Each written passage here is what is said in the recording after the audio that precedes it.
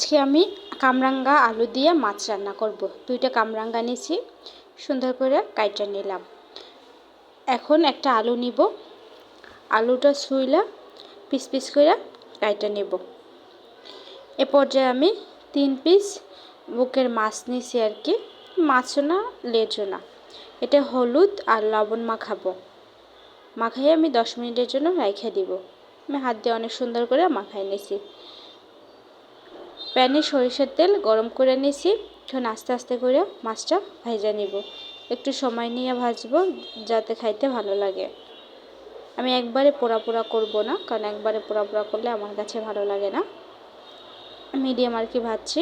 ওই প্যানে আমি আবার একটু সরিষার তেল দিয়ে পেঁয়াজ রসুন আদা বাটা দিয়ে দিলাম। এটা অনেকক্ষণ ধরে ভাজা নিব যাতে মশলা থেকে কোনো কাঁচা গন্ধ না আসে।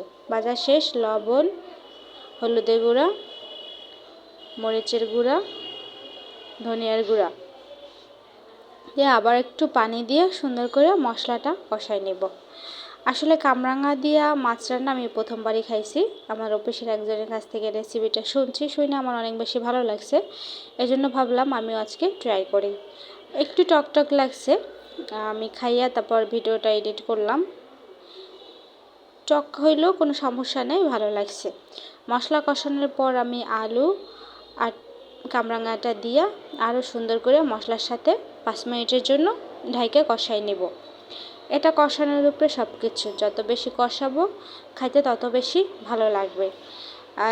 আর আমরা তো অনেক সময় টমেটো কাঁচা আর কি দিয়া মাছ রান্না করি, ওইটা যেরকম রাখছে এটাও সেম, একই টেস্ট আর কি। অতিরিক্ত কোনো টক নাই বা কেমন লাগবে আমার একটু কনফিউশন ছিল, বাট খাইতে যাইয়া অনেক বেশি ভালো লাগছে। আর আমার জামাই অনেক বেশি প্রশংসা করছে, বলছে আবার একদিন ওটা রান্না করে খাওয়াবা। যাই হোক, আমার মাছে মশলা কষানো শেষ, আমি পানি দিয়ে দিছি। পানিটা আমি অনেকটা টানাই নিছি। আমি এটা একবারেও বেশিও পানি রাখবো না, আবার একবারে শুকাবো না, মিডিয়াম রাখবো। এ পর্যায়ে আমি একটু ধনিয়া পাতা দিয়ে আরও 10 মিনিটের জন্য রান্না করব।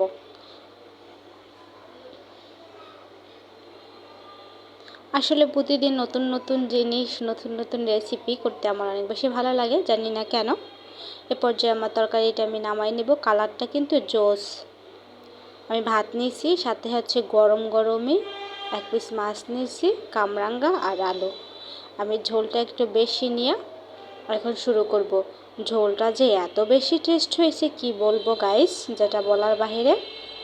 ঠিক আছে, সবাই ভালো থাকবেন, দেখা হবে অন্য কোনো ভিডিওতে। আল্লাহ হাফেজ, বাই বাই, টাটা, শুভরাত্রি, বিসমিল্লাহ।